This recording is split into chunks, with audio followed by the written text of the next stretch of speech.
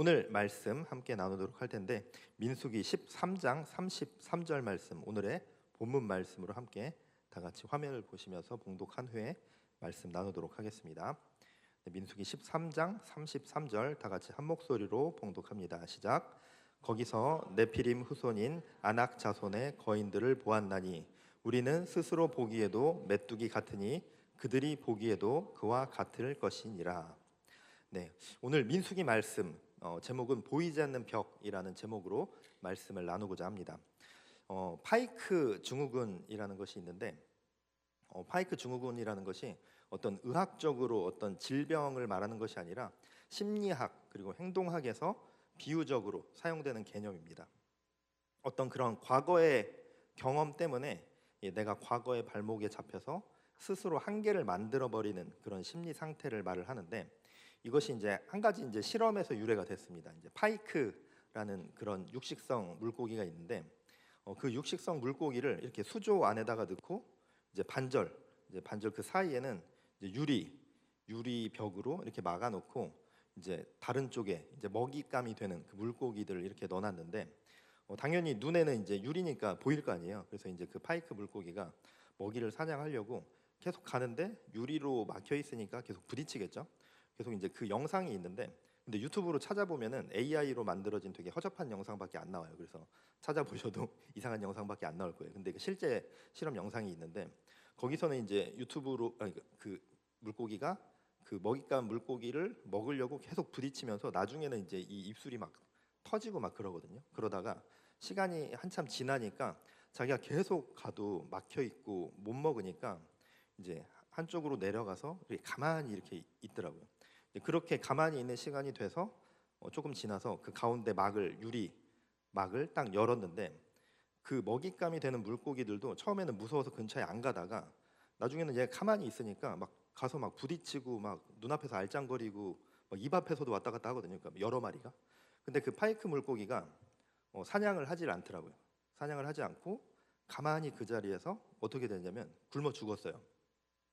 그 먹잇감 물고기가, 조그마한 물고기가 뭐 한 50마리 100마리 정도가 있는데 잡아먹질 않고 그렇게 거기에서 그렇게 먹이가 풍성한데도 거기서 이제 굶어 죽어버렸습니다. 근데 그 실험을 가지고 이제 파이크 증후군이라는 것을 이제 설명을 하는데, 이 파이크 증후군이 조금 전에도 이야기한 것처럼 어떤 실패 반복, 그리고 그 물고기가 느꼈던 실패, 그리고 몸으로 고통도 느꼈을 거 아니에요.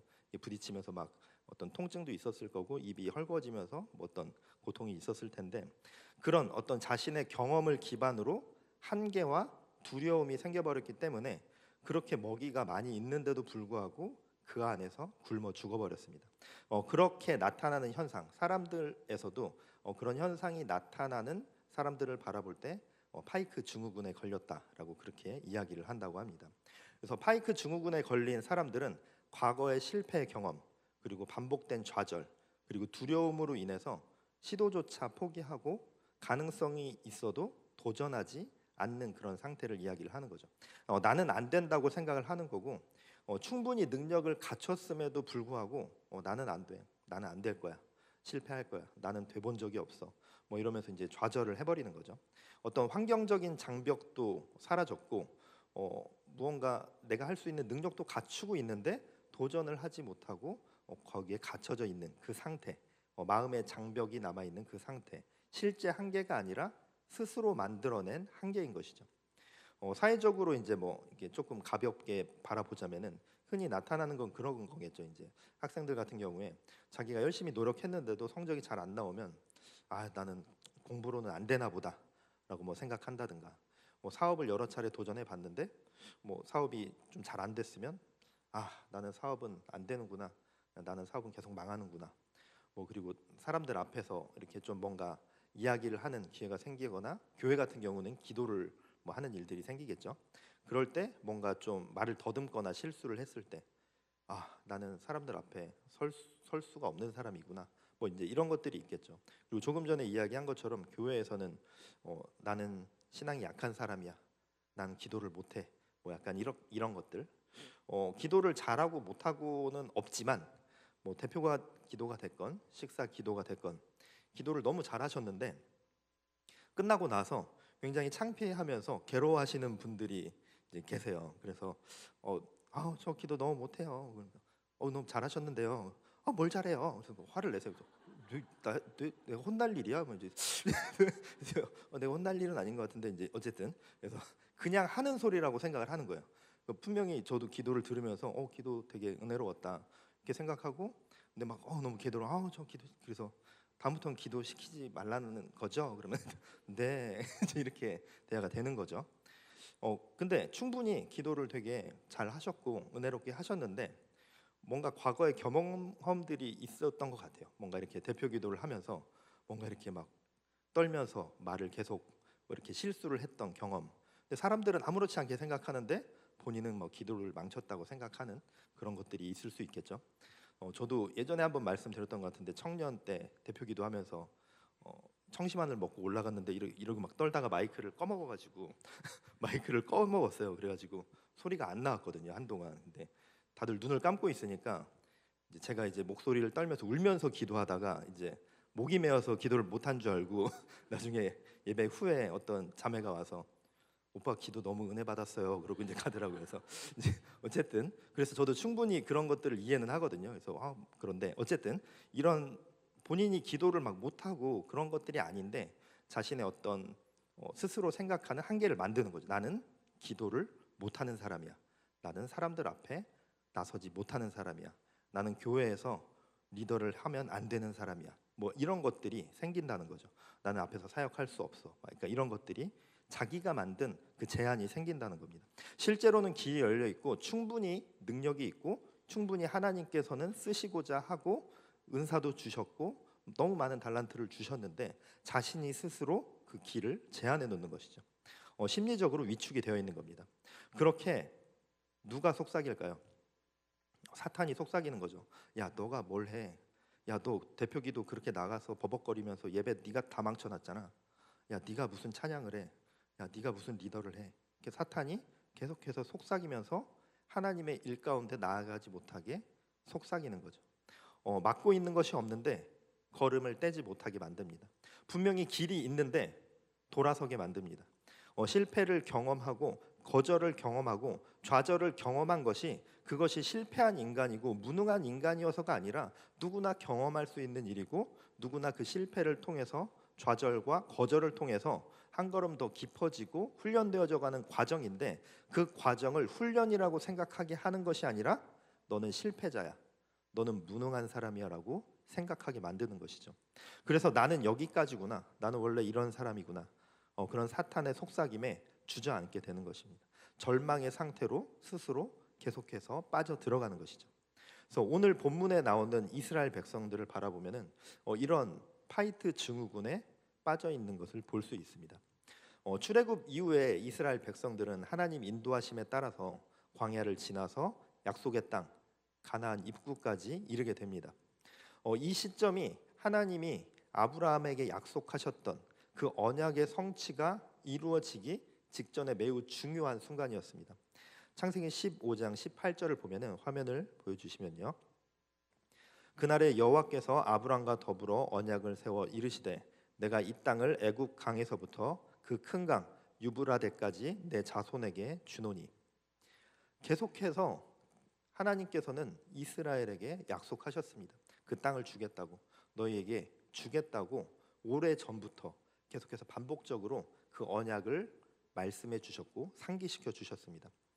이스라엘은 그 약속의 땅을 눈앞에 두고 있는 그런 상황이었습니다. 하나님이 약속해 주신 그 땅 앞에 서 있었습니다. 그것이 갑자기 주신 약속도 아니었고 이미 오래 전부터 아브라함에게 주신 언약이었습니다. 하나님은 이미 출애굽의 그 기적을 통해서 또 그들에게 자신이 어떤 분이신지를 분명하게 보여주셨죠. 애굽에서 건져내셨고 홍해를 가르셨고 광야에서 만나와 메추라기로 그들을 먹이셨습니다. 낮에 구름 기둥, 밤에는 불 기둥으로 이스라엘을 인도하셨습니다. 이런 배경 속에서 이스라엘이 가데스 바네아에 도착을 합니다. 이곳은 가나안 땅에 들어가기 직전에 관문 같은 그런 장소인데 하나님께서 그 수많은 역사들을 통해서 보여주셨고 출애굽시켜 주셨고 보호해 주시고 뭐 기적 같은 사건들도 보여주시면서 또 때로는 질책받기도 하면서 하나님이 어떤 분이신지 보여주셨고 내가 너희를 이끄는 분이라는, 그리고 계명을 주시면서 언약 백성 삼아 주셨었죠. 그런 시간 가운데 이스라엘 백성들이 그 관문 가나안 땅 들어가기 직전에 서 있었습니다. 그리고 이때 각 지파 한 사람씩 총 12명의 정탐꾼이 선발되어서 가나안 땅을 정탐을 하게 됩니다. 이들은 단순히 어떤 대표가 아니라 각 지파를 대표하는 지도자들이었고 공동체 전체의 판단 그리고 공동체 전체의 분위기, 그런 어떤 방향성에 큰 영향을 미칠 수 있는 사람들이었습니다.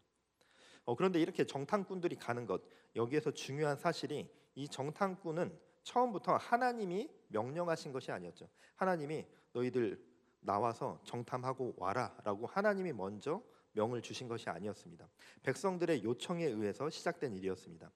신명기 1장 22절을 보면은 너희가 다 내 앞으로 나와 말하기를 우리가 우리보다 먼저 사람을 보내어 그 땅을 정탐하고 우리에게로 돌아와 우리가 올라갈 길과 들어갈 성읍들을 우리에게 보고하게 하자 하기에, 하나님께서 이스라엘 백성들이 정탐꾼들을 원하시니까 허락하신 거죠.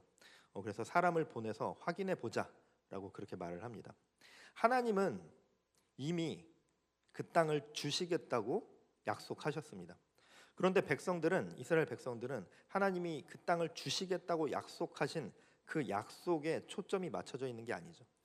그 약속만으로는 충분하지 않았습니다. 하나님의 약속보다 현실 앞에 두려움이 생겼던 겁니다.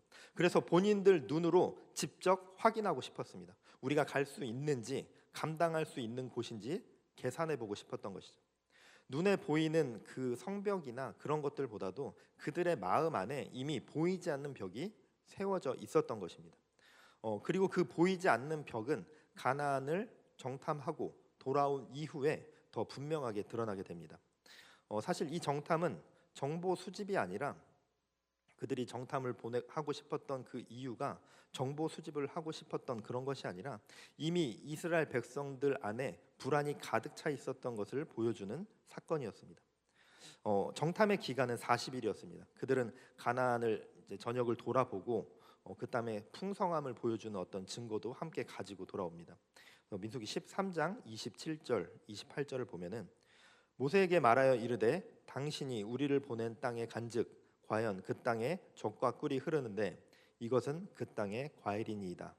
그러나 그 땅 거주민은 강하고 성읍은 견고하고 심이 클 뿐 아니라 거기서 안악 자손을 보았으며 라고 이렇게 말을 합니다. 하나님이 약속하신 젖과 꿀이 흐르는 그런 땅이라는 사실을 분명히 그들이 확인했습니다. 그리고 동시에 젖과 꿀이 흐르는 땅임을 확인함과 동시에 강한 민족들 그리고 견고한 성읍이 있었음을 또 바라봤습니다. 정탐꾼들은 그 두 가지를 동시에 바라봤죠. 젖과 꿀이 흐르는 땅, 그 약속의 땅을 바라봤고 자신들이 보기 전부터 이미 두려워했던 그 강한 민족을 바라보았습니다. 성경에서 이렇게 막 쓰여 있지는 않지만 아마도 그들이 와서 바라보고 보고한 그 내용이 실제로 그들이 바라봤던 것보다 조금 더 강하게, 더 크게 보였을 것 같습니다. 이미 두려워하면서 정탐을 갔죠. 이미 진 채로 간 겁니다. 이미 패배한 상태로 그곳에 정탐을 간 거죠. 그랬기 때문에 물론 강한 성읍과 강한 사람들이 있었겠지만 실제보다도 더 크게 보이고 아마 더 강하게 보였을 겁니다. 우린 질 수밖에 없어. 이미 진 상태로 들어갔기 때문이죠.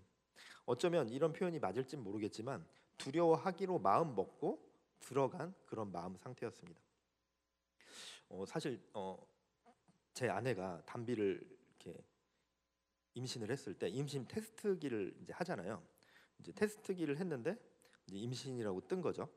그래서 이제 병원을 가봐야 되잖아요. 그래서 병원을 이제 가서 임신 여부를 확인을 하는데 이제 이렇게 막 뭐 젤 같은 걸 바르고 이거 뭐라고 하죠? 이제 뭘 하잖아요. 네. 네, 초음파. 네, 크게. 네. 이럴 때는 크게. 네, 초음파 테스트를 하는데 거기에서 이제 여자 선생님이었는데 네, 임신입니다 하고 문 밖에 나오는데 문을 열고 나오자마자 입덧을 시작하더라고요. 그래서 그리고 3개월을 내내 입덧을 했거든요. 그래서 제가 그 첫날 물어봤어요. 난 임신했어. 그러니까 입덧할 거야. 그러고 입덧을 하는 거냐? 너무 신기하잖아요. 멀쩡했는데 말을 듣고 나오자마자 입덧을 막 시작을 하더라고요. 문 나오자마자. 그래서 처음에는 진짜 장난인 줄 알았거든요. 그냥 장난치려고 그러는 줄 알았는데 입덧을 되게 심하게 하길래 나 임신이야, 입덧해야지 그러고 한 거 아니야? 그랬더니 어쨌든 그랬는데 자기가 임신이라고 들으니까 그냥 바로 입덧을 해버리더라고요. 그리고 3개월 동안 끊이지 않고 입덧을 했는데 어쨌든 이 이스라엘 백성들이 그런 어떤 마음 상태였던 것 같아요. 그러니까 우리는 질 거야. 이미 우린 졌어. 졌다라고 생각하니까 그곳에 갔을 때 질 수밖에 없는 것만 보여지는 거죠.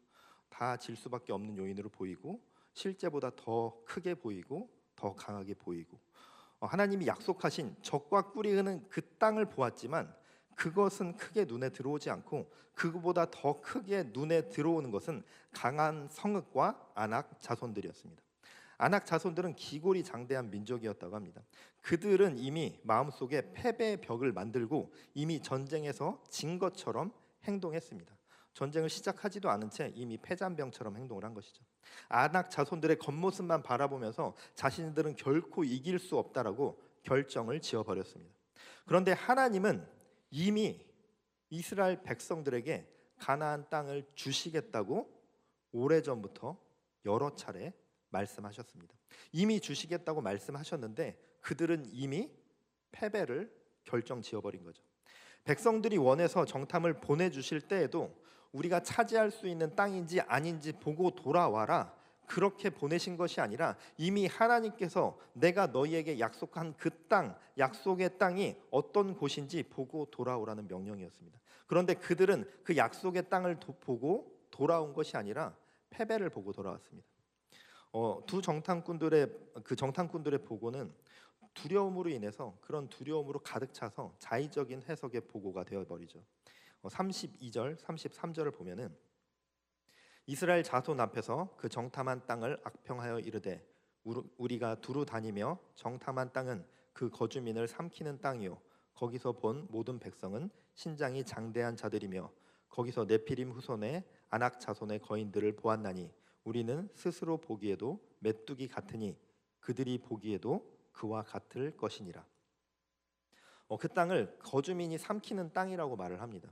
그리고 마지막에는 자신들을 메뚜기 같다라고 이야기를 하죠. 그들의 마음 가운데 크게 자라난 두려움 그리고 패배감이 있었습니다.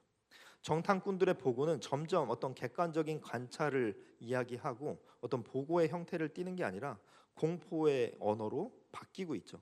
자신들이 두려워해서 계속해서 무언가 거인족 네피림의 후손이라는 표현까지 끌고 와서 두려움을 계속해서 이야기하고 있습니다.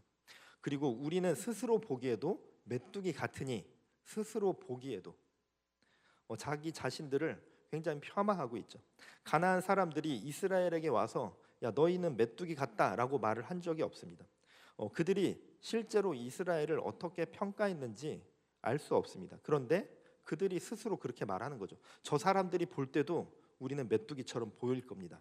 내가 봐도 그렇고 그 사람들이 볼 때도 분명히 그렇게 보일 겁니다라고 이야기를 하고 있죠. 정탐꾼들은 이미 그 상대의 생각까지 자신의 두려움으로 채워 넣었습니다. 그들이 보기에도 그와 같을 것이다. 두려움이 만들어낸 추측이죠. 그리고 그것을 확정지어서 이야기합니다. 사람은 두려움이 깊어지면 현실만을 왜곡하는 것이 아니라 타인의 시선까지 왜곡해서 받아들입니다. 아직 일어나지 않은 일을 실패로 확정해 버리고 아직 듣지 않은 누군가에게 듣지 않은 평가인데도 이미 자기 안에서 그렇게 결론을 내버리는 거죠. 보이지 않는 벽으로 스스로 계속해서 가두고 있습니다. 자기 마음 안에서 계속해서 벽을 쌓아가면서 우리는 메뚜기 같고 우리는 아무것도 할 수 없을 거야. 우리는 이미 졌어. 그렇게 생각하는 거죠. 자신을 메뚜기로 보는 그런 위축된 감정은 굉장히 큰 어찌 보면은 하나님의 백성으로서 죄악된 그런 모습이기도 합니다. 하나님은 그들을 메뚜기로 부르신 것이 아니죠. 그들을 패잔병으로 부르지 않으셨습니다. 그들을 패배시키려고 애굽에서 끌어내서 가나안에서 패배하게 만드시려고, 실패하게 만드시려고 그들을 부르고 세우신 것이 아니었습니다. 하나님은 그들을 언약 백성으로 부르셨는데 그들은 스스로 메뚜기가 되었습니다. 하나님은 그들을 출애굽시킨 백성으로 세우셨는데 그들은 자기 자신을 아무것도 아닌 존재, 나약한 존재로 여겨버렸습니다. 혹시 성도님들 가운데에도 스스로를 메뚜기처럼 바라본 이 정탐꾼과 같은 그런 마음이 있으십니까? 혹시 그런 마음이 있으시다면 나는 메뚜기 같은 존재가 아니라 하나님의 자녀임을 기억하시길 바랍니다. 하나님은 우리 각 사람을 지으시고 사랑으로 돌봐 주십니다. 하나님이 나를 세우시는데 내가 나를 깎아내려서는 안 됩니다. 하나님의 사랑받는 나를 내가 사랑해 줄 아는 그런 성도님들 되어지시기를 축복합니다. 그런데 그렇게 같은 땅을 보고도 전혀 다른 말을 하는 사람이 있었습니다. 갈렙이죠. 13장 30절 말씀 함께 보겠습니다. 갈렙이 모세 앞에서 백성을 잠잠하게 하고 이르되 우리가 곧 올라가서 그 땅을 취하자 능히 이기리라 하나. 갈렙도 같은 땅을 보았습니다. 그리고 그곳에서 같은 민족을 바라보았고 견고한 성읍도 다른 정탐꾼들과 함께 봤습니다. 갈렙이 다른 사람들과 다른 것을 보고 돌아온 것이 아니었죠. 따로 활동하면서 다른 곳에 있다 온 것이 아니었습니다.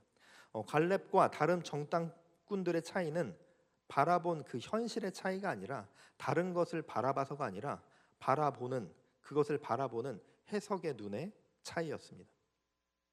정탐꾼들은 눈앞의 현실을 자신의 크기로 바라봤죠. 자신들이 바라볼 수 있는 그 크기로만 바라봤습니다. 그래서 모든 것이 불가능해 보였습니다. 그런데 갈렙은 눈앞에 보여지는 그 현실을 하나님의 약속 안에서 바라보았던 것입니다. 그리고 하나님의 언약 안에서 하나님께서 보여주신 그 가나안 땅을 해석하고 바라보고 깨달았던 것입니다. 그래서 갈렙 역시도 다른 정탐꾼들과 동일하게 그곳의 어려움을 보았지만 그 어려움을 패배로 결론짓지 않았습니다.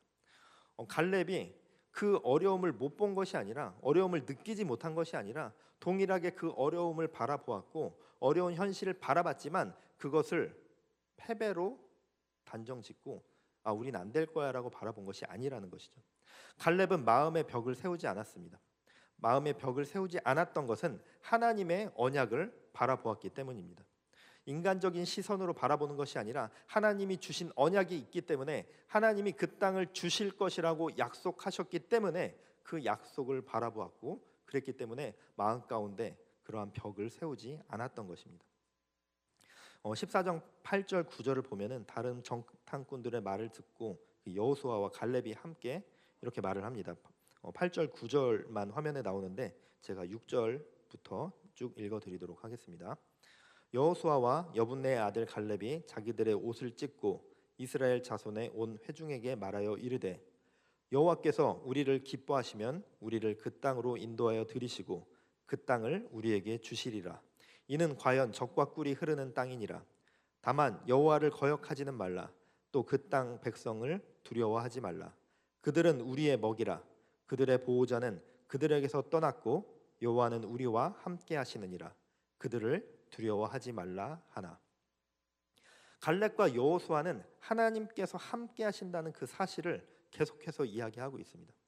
정탐꾼들의 말에서는 실패와 자신들을 깎아내리는 그러한 말들이 가득했죠. 그런데 갈렙과 여호수아의 말에는 하나님의 약속이 가득했습니다. 갈렙의 말은 현실을 몰라서 하는 말이 아니죠. 현실 감각이 떨어져서 그냥 무작정 이렇게 말을 하는 것이 아닙니다. 믿음의 사람은 현실을 외면하지 않습니다. 믿음의 사람은 현실을 바라보지만 그 현실을 하나님의 일하심으로 바라볼 줄 아는 사람들입니다. 믿음은 어려움을 축소하지 않습니다.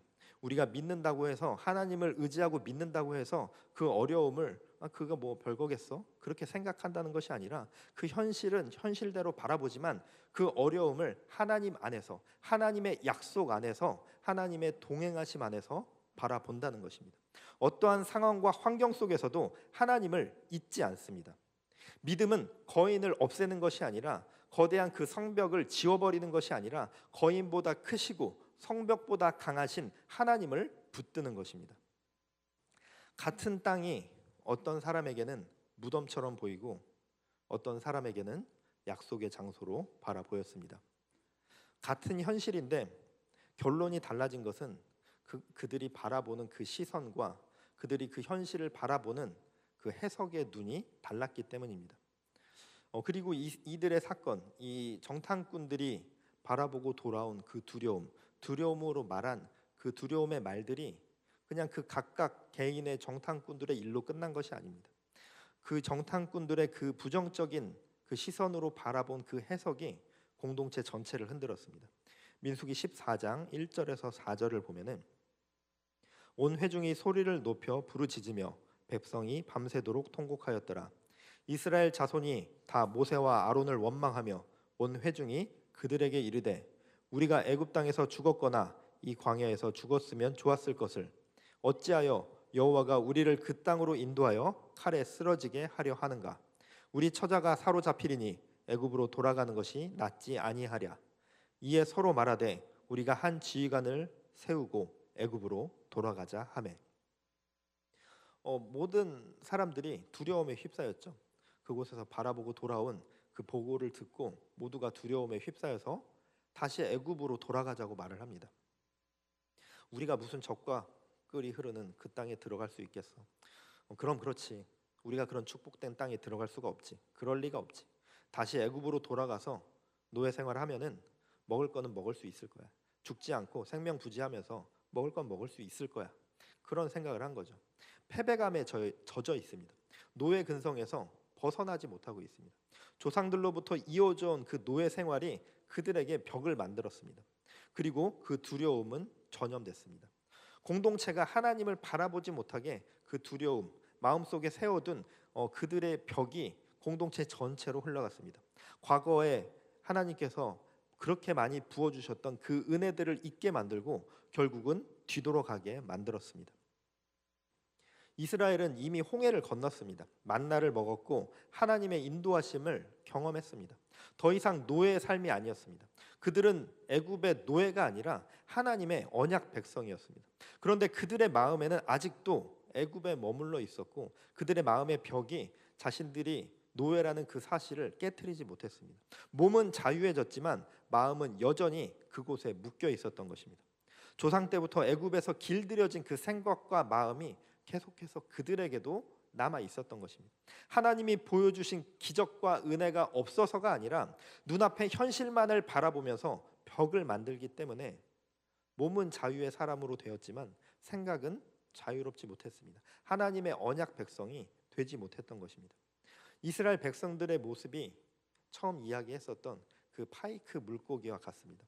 이미 가림막은 제거되어서 먹잇감이 눈앞까지 와 있어서 잡아 먹을 수 있지만 가로막혀서 부딪히고 상처 입고 실패했던 그 경험으로 인해서 굶어 죽어간 그 파이크 물고기와 같은 모습이라는 겁니다. 하나님이 이미 승리를 약속해 주셨는데 이미 가나안을 주시겠다고 언약을 주셨는데 눈앞에 보여지는 두려움으로 인해서 스스로 벽을 만들어 버린 것입니다. 하나님은 이미 길을 주셨는데 그들은 여전히 막혀 있다라고 생각했습니다. 하나님은 이미 주시겠다고 약속하셨는데 우리는 안 된다라고 결론을 내렸습니다. 우리의 삶에서도 마찬가지입니다. 하나님은 우리를 계속해서 새롭게 부르시는데 우리는 자꾸 옛 실패로 자신을 바라볼 때가 있습니다. 예수님은 우리를 죄와 정죄에서 건져내셨는데 우리는 자꾸 죄인으로 상처받은 나로 자신을 묶어버립니다. 하나님은 내가 너와 함께 한다라고 계속해서 말씀해 주시는데 나는 안 된다고 포기하고 나는 할 수 없다라고 좌절하고 나는 그런 일을 할 수 없는 자라고 계속해서 이야기합니다. 우리 삶에서도 그럴 때가 있습니다. 오늘의 어려움, 내가 지금 겪고 있는 오늘의 어려움 하나 때문에 하나님이 지금까지 붙드셨던 그 시간들을 다 잊어버릴 때가 있다는 것입니다. 지금 보이는 문제가 너무 커서 하나님이 걸어오게 하신 그 길, 하나님께서 동행하셨던 내 삶의 전부를 의심하게 만들 수도 있습니다. 보이지 않는 벽은 그렇게 보이지 않는 벽은 우리가 한 번 마음 먹는다고 바로 사라지는 것이 아닙니다. 그 벽이 단순히 생각 하나로 생긴 것이 아니기 때문입니다. 오랜 시간 동안 반복되어 온 어떤 경험과 상처와 실패가 조금씩 쌓여서 만들어 놓은 벽이기 때문입니다. 사탄이 그것을 계속해서 속삭이고 우리를 무너뜨리려 하기 때문입니다. 그것이 한 번 두려워하고 끝나는 것이 아니라 계속 같은 방식으로 그 실패를 기억하게 하고 계속 같은 방식으로 자신을 바라보게 합니다. 같은 방식으로 현실만 보게 하면서 그 현실만을 해석하게 하는 것이죠. 우리가 이런 마음의 벽, 이 마음의 벽들을 하나님의 말씀으로 무너뜨려내야 합니다. 하나님이 주신 그 말씀으로 우리가 예배를 통해서 또 기도를 통해서 하나님이 주신 말씀을 통해서 내 안에 세워져 있는 그 마음의 벽들을 깨트려 부서뜨려야 합니다. 같은 상황을 만나도 누군가는 거기서 가능성을 보고 누군가는 하나님의 말씀, 하나님의 언약을 바라봅니다. 그런데 누군가는 같은 상황과 같은 장소에서 같은 삶을 살아가면서 거기에서 실패만을 묵상하고 거기에서 좌절만을 계속해서 바라봅니다. 그 상황을 해석하는, 삶을 바라보는 기준이 다르기 때문입니다. 보이지 않는 벽은 하나님의 말씀으로 우리가 이겨내야 합니다. 하나님의 말씀, 이 성경의 말씀은 단지 우리를 위로하려고 주신 말씀이 아닙니다. 지친 마음을 잠깐 달래주려는 그런 문장들이 아닙니다. 하나님의 말씀으로 우리의 삶의 시선, 우리가 살아가고 있는 이 삶을 바라보는 시선이 달라져야 합니다. 하나님의 말씀은 내가 나를 바라보는 그 방식을 바꾸고 현실을 이해하는, 내 현실을 바라보는 그 틀을 바꿉니다. 두려움 속에 굳어져 있었던 내 시선과 내가 바라보는 삶의 해석을 새롭게 바꾸어 줄 것입니다. 갈렙과 여호수아가 다른 정탐꾼들과 다를 수 있었던 이유는 그들이 용감한 성격이어서가 아니라, 그들이 다른 사람들보다 특별히 강심장이어서가 아니라 그들이 붙들고 있었던 하나님의 말씀 때문이었습니다. 하나님이 주신 그 언약을 붙들고 있었기 때문에 갈렙과 여호수아는 다른 정탐꾼들과 다르게 그 상황을 해석하고 바라볼 수 있었던 것입니다. 믿음의 눈으로 바라보는 자들의 마음에는 나를 주저앉히는, 그리고 나를 가로막는 보이지 않는 벽이 건설되지 않습니다. 말씀으로 깨트려 버리시고 말씀으로 계속해서 내 마음 가운데 그러한 벽이 생기지 않을 수 있도록 지켜나가시길 바랍니다. 민수기 14장 8절에서 9절을 보면은 다시 한번 보겠습니다. 여호와께서 우리를 기뻐하시면 우리를 그 땅으로 인도하여 들이시고 그 땅을 우리에게 주시리라. 이는 과연 젖과 꿀이 흐르는 땅이니라. 다만 여호와를 거역하지는 말라. 또 그 땅 백성을 두려워하지 말라. 그들은 우리의 먹이라. 그들의 보호자는 그들에게서 떠났고 여호와는 우리와 함께 하시느니라. 그들을 두려워하지 말라 하나. 아멘. 이 말은 현실을 모르는 말이 아닙니다. 현실보다 하나님을 더 분명하게 기억하고 하나님이 약속하신 그 언약을 붙드는 자들의 고백이었습니다. 갈렙과 여호수아는 거인을 없애서 담대했던 것이 아닙니다. 하나님이 함께 하신다는 그 사실을 끝까지 놓치지 않았기 때문에 그들은 담대하게 붙들 수 있었습니다. 그래서 하나님의 말씀은 우리에게 괜찮다라고만 말해주고 우리에게 위로만 해주는 것이 아니라 우리의 무너진 시선을 다시 새롭게 세워줄 것입니다. 내가 나를 실패로만 읽을 때 하나님의 말씀은 하나님이 나를 어떻게 보고 계시는지를, 하나님은 나를 어떻게 이끌어 주시는지를, 그리고 어떻게 이끌어와 주셨는지를 바라보게 말씀해 주십니다. 내가 현실을 두려움으로만 해석하고 있을 때 하나님의 말씀은 그 현실 한가운데에서도 하나님의 일하고 계심을 바라보게 합니다. 나는 안 된다고 말하고 있을 때 하나님의 말씀은 하나님이 함께 하신다는 더 큰 진리의 말씀을 선포해 주십니다. 그래서 보이지 않는 벽이 무너진다는 것은 갑자기 문제가 다 사라진다는 것이 아니라 내가 문제를 바라보는 방식이 달라진다는 것입니다. 내가 하나님의 말씀을 통해서 내 삶의 모든 문제들을 바라보고 해석하게 될 수 있다는 것입니다. 그리고 하나님을 끝까지 붙들 수 있다는 것입니다. 이전에는 눈앞의 현실이 나를 지배했다면 이제는 하나님의 말씀이 내 시선과 내 삶을 이끌어가기 시작할 것입니다. 전에는 과거의 실패가, 과거에 내가 있었던 그 고난과 아픔이 내 삶의 결정이었고 결론이었지만 이제는 하나님의 약속이 내 삶의 기준이 되어져야 할 것입니다. 우리 안에 있는 보이지 않는 벽이 있다면 더 이상 당연하게 받아들이지 마시길 바랍니다. 우리는 메뚜기 같은 존재들이 아닙니다. 우리는 하나님의 자녀이고 하나님의 백성들입니다. 하나님이 우리를 그렇게 부르셨고 우리의 이름으로 우리를 그렇게 살아가게 하셨습니다. 이제는 내가 나의 삶을 정의하는 것이 아니라 나의 각오로 실패로 내 삶을 선택하고 정의하는 것이 아니라 하나님이 말씀하신 그 말씀으로 우리의 정체성으로 살아가시기를 바랍니다. 하나님이 나와 함께 하신다고 말씀하셨다면 그 말씀이 우리 삶의 기준이 되어져야 합니다. 과거의 실패와 두려움이 아닌 하나님의 약속을 붙들고 다시 한 걸음 한 걸음 내딛는 성도님들 되어주시기를 축복합니다. 하나님의 자녀답게 하나님의 백성답게 살아가는 은혜가 우리 꿈의 교회 성도님들의 삶 가운데 가득히 흘러넘치기를 주님의 이름으로 축복합니다.